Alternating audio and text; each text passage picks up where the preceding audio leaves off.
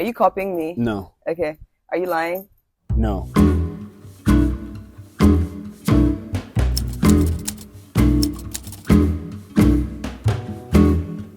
You have this like kind of enthusiasm and charisma you bring when Okay. you have this bop. I call it the Yosa bop. Oh, interesting. You're The so Yosa like, bop. yeah, you should All right. trademark that. I might. It's very much like, you're in your zone, you're in your element. Yeah. And I think at that time you were already like, you had already done O2. Yes, I did. So safe to assume you were like on a high. Okay. Yeah? Yeah. Sure. And I was, and it was a good time. It was summer. It was London. It was summer, it was London. That's peak vibes. But from what I now know, you and Rema didn't start in London. No. It started in Lagos. We started in Lagos, I guess, yeah. Okay, talk to me about that. Well, I mean, this tour started in New York. Well, I started on the tour in New York City. Yeah. I'm talking the relationship. Though. Yeah. And okay, so I used to work at Maven. Okay. In 2019. What were you doing there? I was an event producer and I'd helped with bookings and like international touring. Okay, that's cool. For 2 years. Mm-hmm. And then that was at the time when I got there literally just after Rema had released his first EP. Okay. Like that do maybe. So that's 2019. 2019. Okay. And then and then I left, and obviously he did his thing, and then I started DJing again in Lagos, and I guess the stars just aligned. Yeah. And and then it was a nice opportunity. We hung out at this place called OT's VI. Okay. With my friend Richie, who's Rema's creative director. Okay. And and after we just had a long conversation, and he was like, "Yo, you trying to play arenas?" And I was like, yeah. Yeah. And so that's what happened. That's what's up. You moved back to Lagos in 2019 as well. Indeed. Okay. What led up to that decision? What were the series of events that led up to that decision? I was working in London at a bank. In 2018. Okay. At this place called the CDC Group. Okay. In London, it was a great job on paper, but I was sad. And I came to visit my brother, who was living here in Lagos, just to visit, I guess. And I wanted to work in music, and I just saw that like, oh, this place is like a viable place to live. And then also, if I want to like move from the private equity world into music, I would rather do it here than going back home to the US. Yeah. But you were DJing in the US for a bit. Yes, I was DJing in the US for some time. What was that like? It was good.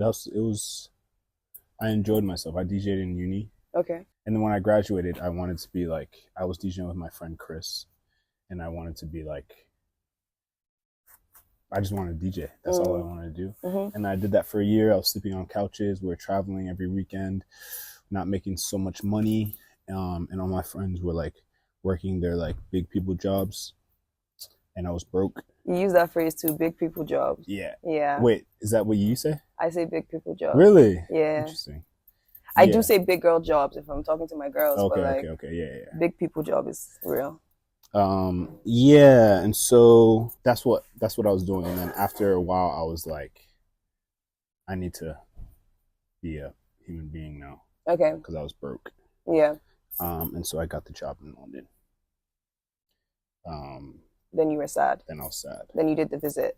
Then I did the visit. Then you decided to live here. Then I decided to live here. Were you scared? No, because all the other options were like scarier. Are your parents involved in your life? Yeah. Are they involved? Yes. Were they following you through all like decisions? What's the input like? Yeah, I mean they just want me to be happy. Okay, that's beautiful. So yeah, at the end of the day, it's like obviously they'll say there's obviously the parental wise choices to make, but yeah, if you're making the wise choice and you're not happy, then what are we doing What's here? the point? Really? Yeah. Yeah. So as long as like I'm being a productive member of society, Yeah. and figuring out how to be a happy person, and then also like being wise with like Being smart with it too. yeah, being smart, saving money, Yeah. all that, Yeah. then I think they're good. Have they ever come to any show of yours? Yeah, my dad came to Homecoming Hi-Fi last year in, I forget what month it was, but in April. Okay. And that was the first time he like saw what I was doing actually.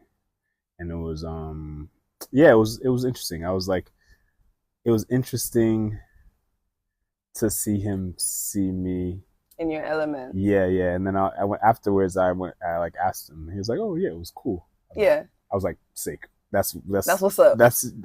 I mean, yeah. He basically. I was expecting like more, honestly, but he was like, "Yeah, it was." It was. I don't know. He just gave kind of like a. He didn't give too much. Yeah, but enough to keep you hungry. Yeah. He gave me kind of like a want answer, but it's fine. Yeah. To be alright. Oh no! Also, he came and saw me in Boston as well. Yeah. For the Rema show, he came and saw me in Boston. Yeah. Yeah, that was also cool. But they're like, no, they're happy. They like use me to do for like clout chasing. As they should. With their friends, which is nice. As they should. I feel like every child should give their parents a little bit of clout. Yeah. Like you should use your child to brag to your friends a little bit. Why the hell not? That's ideal. Yeah. Okay, so what was the first full year when you had done Lagos for 1 year? Yeah. At that ending, that 1 year mark, where was your head at? What were you thinking? What were the vibes? At the beginning, when I first moved here, I was like, I'm gonna just do a year, and I'm gonna get the fuck out. I'm gonna work at a label in a year, for the year, and then go get a bigger job at a bigger label in the U.S. Yeah. And then yeah, but like, as anyone that has ever moved to Lagos figures out, is that like you have to spend some time in Lagos to actually make it work. It's not like a quick in and out. Everything that you know about Lagos, you quickly find out it's not true. Is not reality. Yeah. And then you have to like unlearn and then relearn. So that's what happened to me as well. Yeah. So after the first year, after the first year was COVID. Yes. Yeah. So I was locked down, and during COVID, I was the event producer at Maven, and there were no events. And so yeah, that was a little bit of a tough time. Yeah. But we made it through. Virtual events, live streams. Yeah. All that stuff. And it worked out. Yeah. And then just after COVID, when everything was kind of like back, mm-hmm. I produced Ira's first like showcase performance thing. Okay. And then that was like kind of my like, okay, this is good. I'm gonna head out now. But yeah, and then I left Maven. Oh, okay, yeah, okay. From there. I didn't know you did that. That's really cool. Yeah. It was a team effort. You're definitely copying me. No. Listen, I'm not. Trust me. I have a concept, and it's gonna blow your mind. Okay. So, what was your earliest relationship with Afrobeat, with hip hop music, with house music? Okay. And EDM. Okay. EDM house. Yeah. I'll join. You know what I mean? Yeah.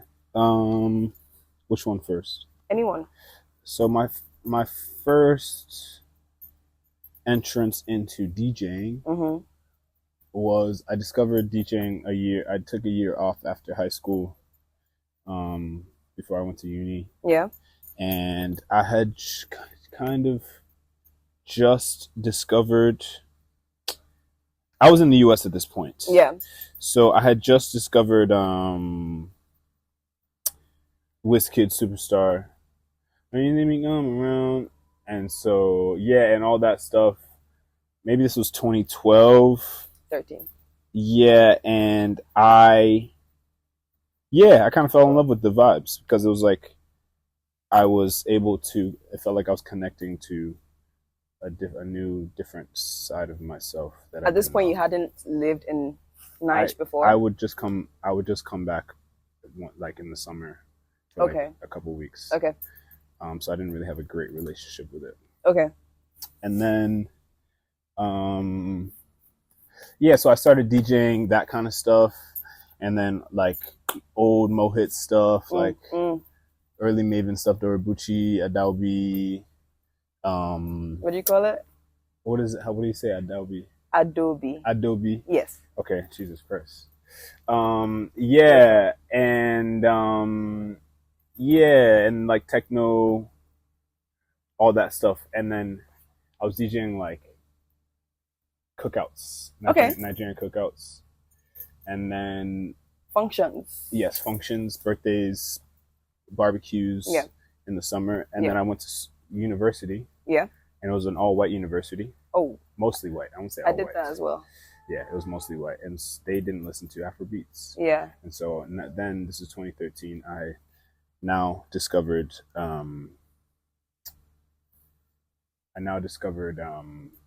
EDM. Okay. Through that.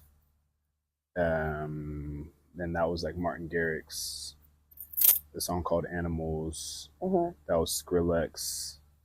That was the Chainsmokers. Mm-hmm. Calvin Harris. Yeah. All those guys. 2013 EDM. Yeah. And then, but hip hop came before. Like I kind of like, I wouldn't say I grew up with hip hop, but like it was the thing. It was the thing before Afrobeats and EDM. Okay. And then yeah, from there it was all house music from there. And then I would still like be conversant in Afrobeats, but I never played it. So it was mostly EDM and like there's this music called future bass. Okay. Which is like, have you heard of this guy named Flume? Have you heard of Flume? Okay, Flume is like, yeah, he kind of like pioneered this genre called future bass that was really popular in like 2015, 2016 in where I was in the Northeast in universities. Yeah. So that was future bass is kind of like EDM but slower. Okay. And then there's another music called tropical house, which was pioneered by this guy named Kygo. I know Kygo. Okay. I know of Kygo. Yeah. So, yeah. And then this was like 2018 or 2019. I somehow stumbled on Dumebi on SoundCloud. Okay. And so that kind of like reinvigorated my Afrobeats for you. Afrobeats. And then I just ended up having a conversation with Tega, who is the COO of Maven. Okay. And that's how I got the job. And I was like, oh, I know this artist. I heard him on SoundCloud. Yeah, I heard him on SoundCloud. So it was kind of cool that I like somehow, because of the sound and what it was, it just came across my purview, and then the universe kind of just like made everything work. Yeah, everything just clicked, which was quite cool. So when did you start fusing all those sounds together? I guess always. You were always fusing. Yeah. Okay. Because with playing parties in colleges, in university, you kind of like, it's like I was playing like frat parties, and so it's like you play. Yeah, bro. Yeah. What's up, dude? Exactly. That's exactly what we would say. You definitely have a frat boy accent. Some would say. Right on. Yeah, right on is there as well. Roll Tide. No, never heard that one. You're just like, what are the American words that I know? Yeah, but as you were. Yeah. So with frat parties, you kind of just have to play everything. Yeah. And so that's what I have. Even Afrobeats. No, definitely not Afrobeats. But like EDM, hip hop, Okay. top 40. Just a combination of everything. You play like Migos and like Party in the USA Okay. in the same.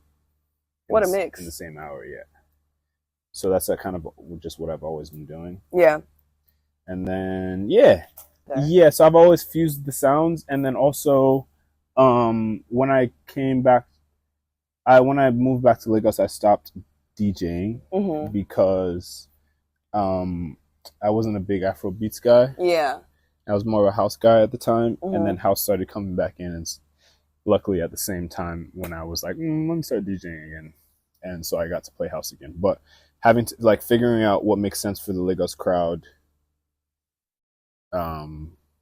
has been all just fusing sounds, different sounds, like fusing what I grew up with, what my influences are, and then trying to contextualize it for it to make sense here. Yeah, for the crowd. For the scene. Yeah, for the scene. Do you feel like a pioneer? Do I feel like a pioneer? I don't. No, I wouldn't say that I wake up every morning feeling like a pioneer. Oh, like I am Yosa, the pioneer. The pioneer. No, I don't. But a lot of like the interviews I've seen, they attach that to you, and I think rightfully so as well, because at least from my perspective, as someone that has always listened to Afrobeats, anything other than that was secondary. Yeah. The fusion is very new. It's very fresh. Yeah. It's very, it's not something you hear every day. Yeah. It's not something you see often. So it was something newly curated, intentionally curated, because like you said, you're contextualizing what you like into Lagos sound. Yeah. And obviously there are other people that are doing great with the Afro house genre period. But your name often comes up when discussing pioneers of that sound. Oh, amen. It's true. Thank you. You're welcome. So, how do you feel about that? Or how do you see that? A lot of it was right place, right time. Yeah. Because, I've been playing house music for 13 years. It just happened that I was in Lagos at the time when it was having a renaissance. Having a renaissance. People were getting tired of Amapiano.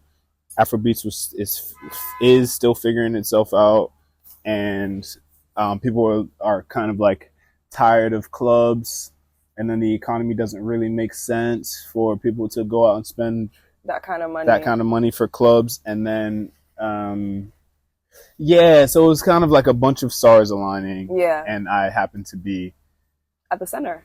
Yeah. And then being friends with the people that were doing the events, and then I guess delivering the music when it needed to be delivered. So I mean, I if that's what pioneering is, that's what it is. Then I won't deny it. Yeah. You shouldn't. So, group therapy. What's your relationship with group therapy?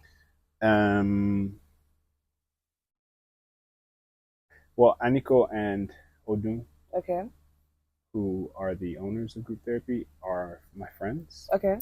And also, I played the first one. What year was that? I don't know, 2023 or 4, I don't know. Okay. One of those years. 2024, maybe. And and then I was a resident, or I am a resident. One of those. And so I've played a bunch of them. Yeah. And they kill it. It's a very simple concept, and very they deliver. Yeah. And I guess raise the bar slightly each time. Okay. Which is a good thing. Yeah, which is a great thing for a brand. And, and the initiative at large. Exactly. How was your first time in group therapy? Was there a sexy DJ playing it? I thought you'd never ask. Oh my gosh. So I went in December. Okay. Which December? This December. Okay. My first Lagos in December, mind you. Okay.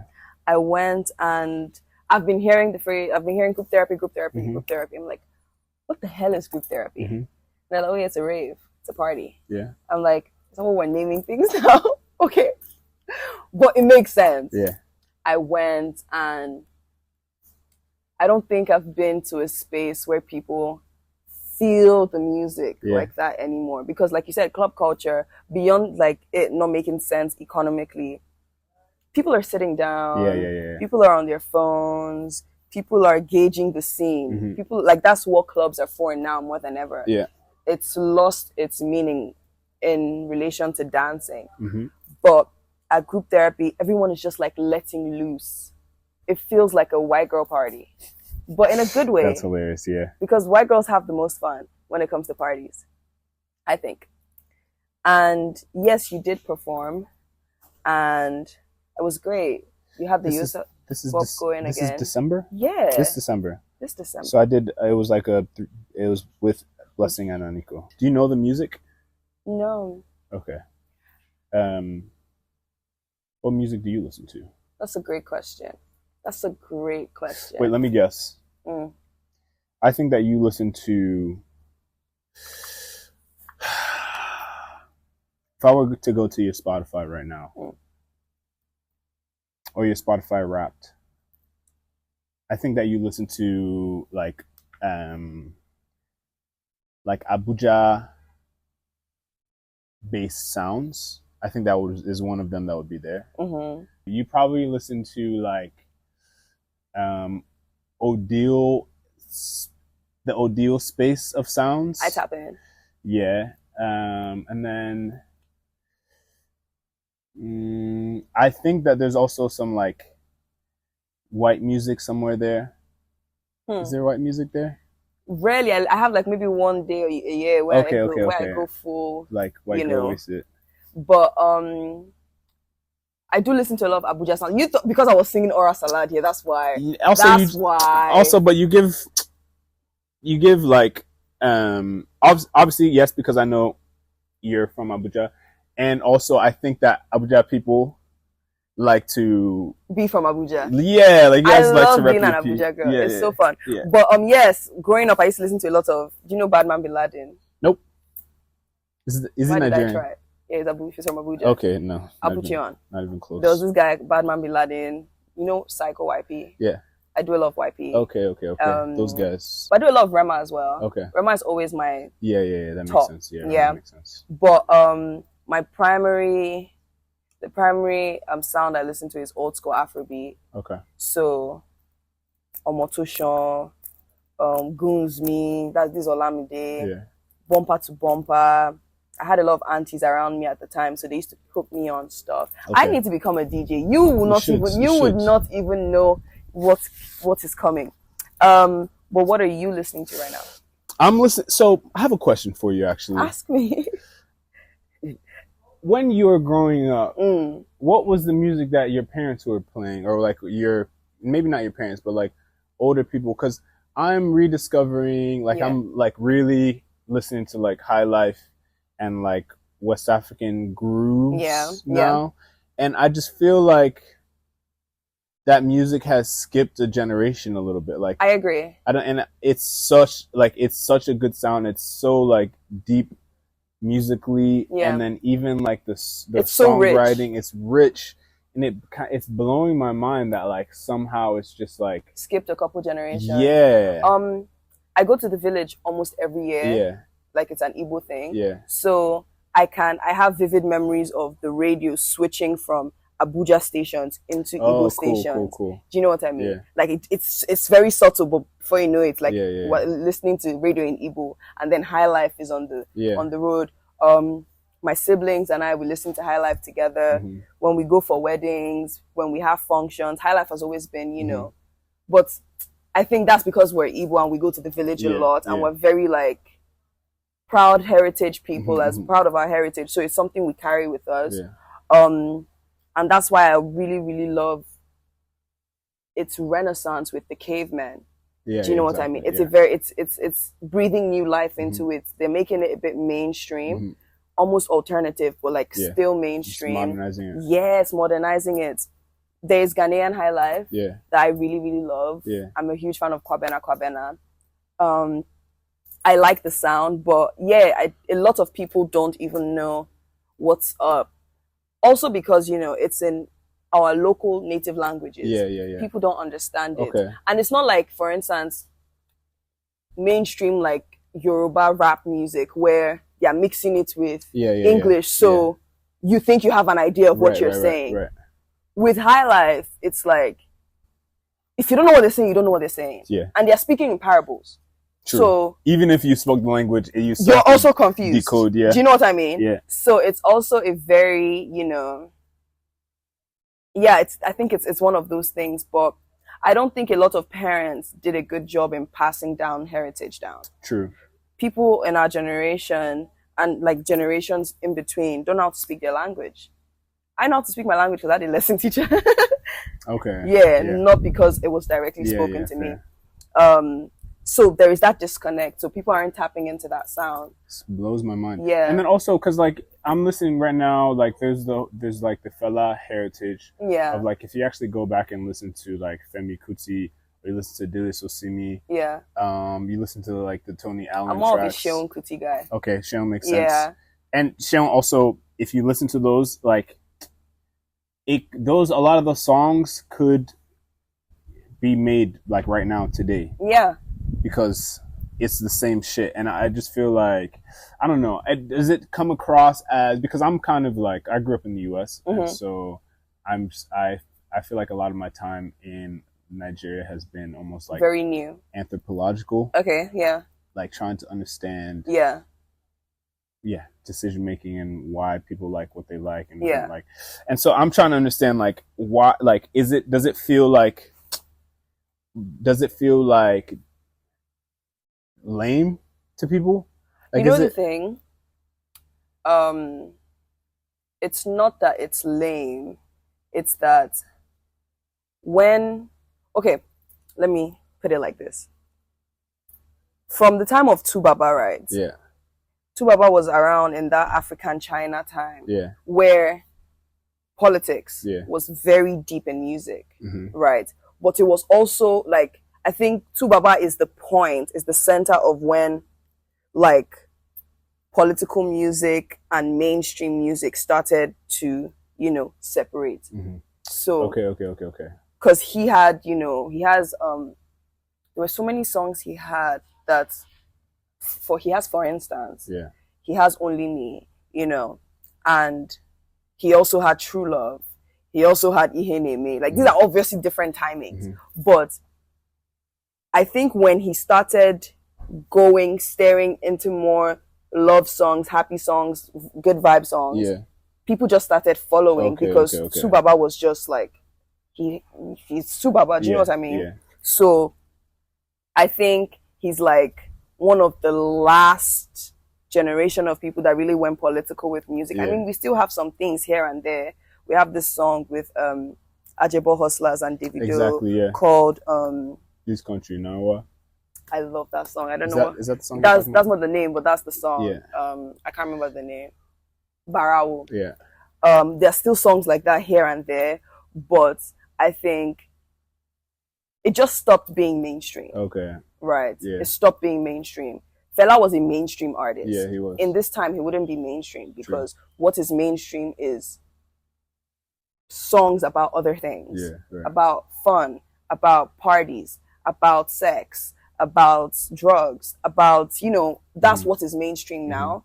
And I think we also have to remember that at that time, like, military rule was also like a thing that was at that time fading, like it was a recent fade, as opposed to now where we've not had military rule for a very long time. So we've not had, obviously there are reasons for us to still be alarmed, like, but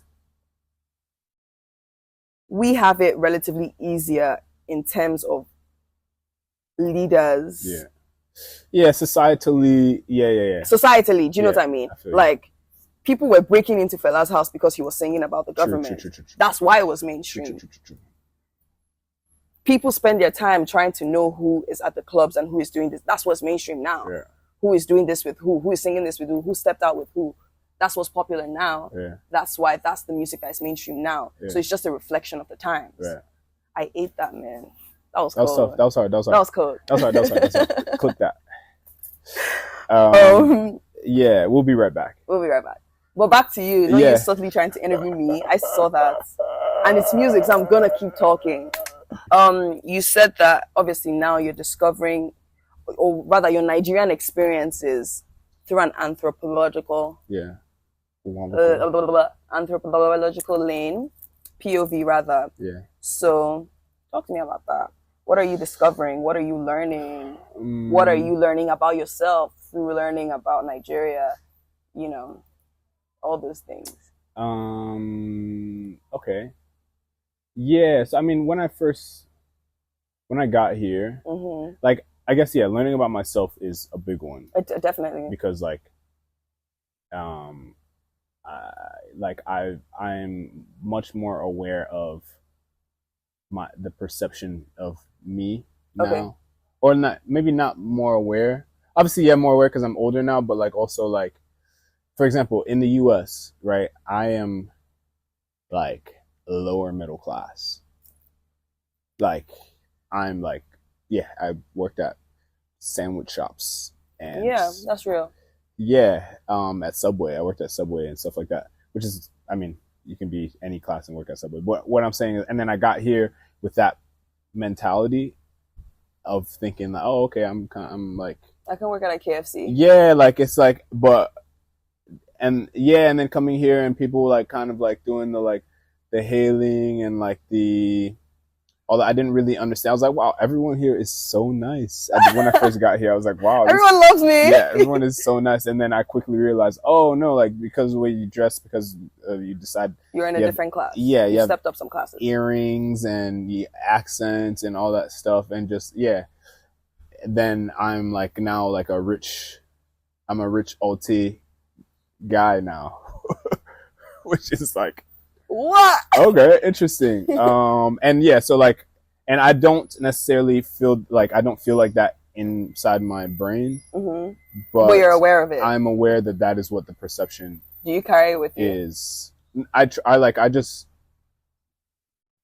just make decisions like how I would normally make. I aspire to make decisions like without the perception of me influencing them. Okay, that's good. I aspire to do that. Okay. Yeah. So two different things. Yeah, I aspire to do that. How does it feel to be rich? How does it feel to be rich?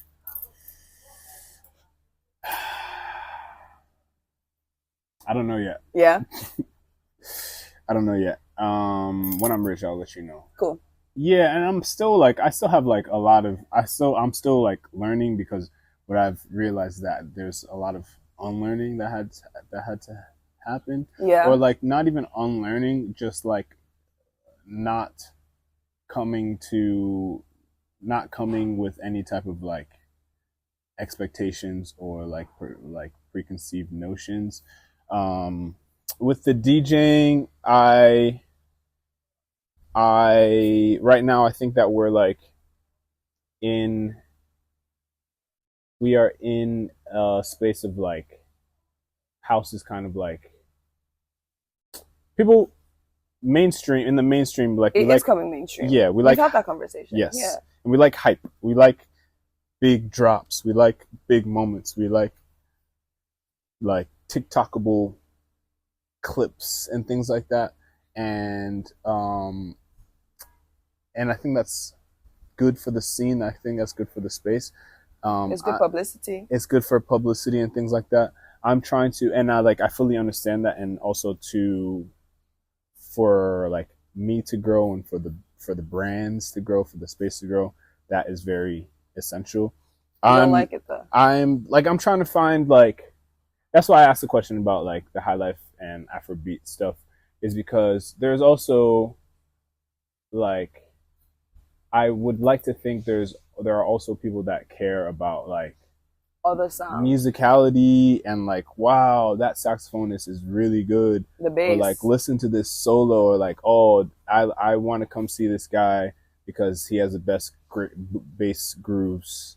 or things like that. And I don't know. I mean, maybe hopefully those people exist, but I don't know where they are, and I don't know if like I'm not. I don't know if people care about music anymore. Like I think people care about like what I think people obviously this is the way that it works. People think things are cool that other people think are cool. Yeah. Right? And so like for example, do you know what three step is? Yes, I've heard of it. Okay, so three step is raining right now a Yeah. little bit kind of in the space, especially in Lagos. It's like it's out of South Africa. It's like it was created by this guy named Thaxton. He kind of combined Amapiano and Afro House and made a new genre. It's called Three Step, and it's amazing. And I was playing it in like 2024, and I remember I used to play it, and it was a little bit early, and so people were like, Didn't get it. yeah, I don't really know what this is. And now it's like a big thing, and so I'm trying to understand. Yeah, what like I'm sure like there's a lot of stars aligning for that kind of things to happen. But yeah, just kind of looking at that kind of progression of things and seeing, okay, how does that actually work and what does it look like to introduce new genres into a space and like educate taste and like build community around sound. And then also like because people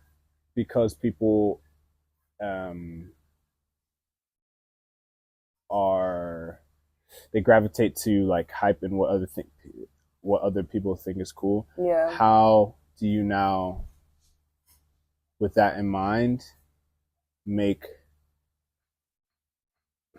like musicality cool? I think it's a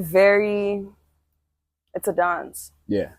It's a dance between giving people what they want and also satisfying yourself. Mm-hmm.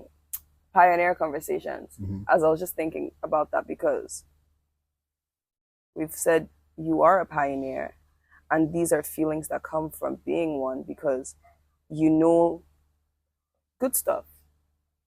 And it's just like, how long do I wait until they catch up to what I already know is good? Yeah. It's definitely a thing of she thinks it's cool, then he thinks it's cool, then it's human nature. Yeah. Sheep behavior. It's what it is. Mm-hmm. And it's not even trying to be insulting. Like people just gravitate towards what is cool. At the time, there was a time when these sounds were mainstream. Yeah, for sure. They're not now. But I think life is a circle. It'll come back. With the right push, with the right amount of stars aligning, with the right center. You know, who knows? Disco. Mm-hmm. Tell me about disco. Disco, that's a great question. Ah. That is a great question. Disco is basically me doing what we're just talking about. Yeah. Is like figuring out. So there's a sound that I like. Mm-hmm. Obviously I like Afro House. I like the reigning sound right now. Afro House, three step. I appreciate Amapiano. Obviously, I appreciate Afro beats. With disco, there is a specific sound that I've kind of like been just listening to and playing with over the past 2 years, and it's like the middle point between house music, Afro house, and like Afrobeat, high life, West African groove, melodies, and feeling. Okay. And I think that there's a sweet spot in there somewhere. And so disco is about me like figuring out the sweet spot, and then while I'm doing that, hopefully finding other people that gravitate to that sweet spot, and then building a community around it. That's good. Yeah, so I won't say that I like fully know exactly what the sweet spot is, but I know that there is. You're chasing the feeling. Yeah, I know that there is something there, and so that's what I'm doing. That's good. Mm-hmm. That's really, really good. Mm-hmm. I like that idea. Just doing until like it works. Yeah. Like a scientist. Yeah, exactly. Tinkering. Yeah. That's what I'm doing. That's what's up. Music. Mm-hmm. You make music. I do be making music. When did you start making music? I think I probably made my first beat in like 2018 and 2019. Okay. Fairly recent. Yeah. But like seriously doing it. Cause it was kind of like always like a bit of a, One of those things. yeah, kind of like a hobby / guilty Pleasure. Okay. And then I was like, okay, let me actually start doing this thing seriously, kind of like 2 years ago. Yeah. Yeah. And now you have a song with Tenny and Sirahim. Sirahim, yeah. Trust Fund. Trust Fund. How'd that come about? So what was the inspiration? That's hilarious. There's flies. So my friend, he's a producer, Big Fish. He sent me a bunch of beats. Yeah. He's a really good producer. He is such a beast. Okay. He sent me some beats, and they're like crazy, weird. Like he does like sound design, and so I'm always looking for like things that are just a little bit left of center. So like what he's off. Yeah, just like a little bit like, yeah. What is this? What the hell is that? Yeah. And so he sent me a bunch of beats that were that vibe. Like that were like Afro, but it was a little bit Amapiano, but it's a little bit like he's using like weird sounds. And yeah, so Tenny and I had a session. Yeah. My friend Faye, who's her creative director, set up the session, and she came. I played her a bunch of beats. We made a couple songs, and this was one of the songs that she recorded to on that day, and it was like Trust Fund Kid, and we're like in the studio. We're like, "Yo, this is fire! This is fire!" And I was like, "You know, it'd be crazy if we sent this to Sirahim. It's either Sirahim or David that we send it to like just make." Yeah, and Let's so make it a thing. Yeah, and so from that, and they're like, "Yeah, that'll be crazy." So I messaged Sir Rahim, and yeah, he was like, "Yo, are you crazy?" He recorded and like maybe he sent it back like the next day or something. Ooh. Like, yeah, he didn't waste any time. And then from there, it was kind of like a back and forth about thinking about how we were gonna release it and stuff like that. And yeah, over a like 2-month period, we got it done. And now it's out, and yeah, everyone's happy. I'm glad for that one. Yeah. Technically speaking, where did you come in? I came in with, I guess, putting the whole thing together. Yeah. Yeah. Did you do the final master? No, I didn't do the final master. Okay. I recorded, and I guess what it is executive production. Yeah. Is the technical term. Yeah. For it, or A&Ring. Oh, John. Yeah. It is what it is. Yeah. Any more music coming out this year? It's a long year ahead. Yeah. There should be so much music coming out. Yeah. There has to be a lot of music, or else what am I doing with my life? Do you have a producer tag? Yeah. Do you need a new one? Sure.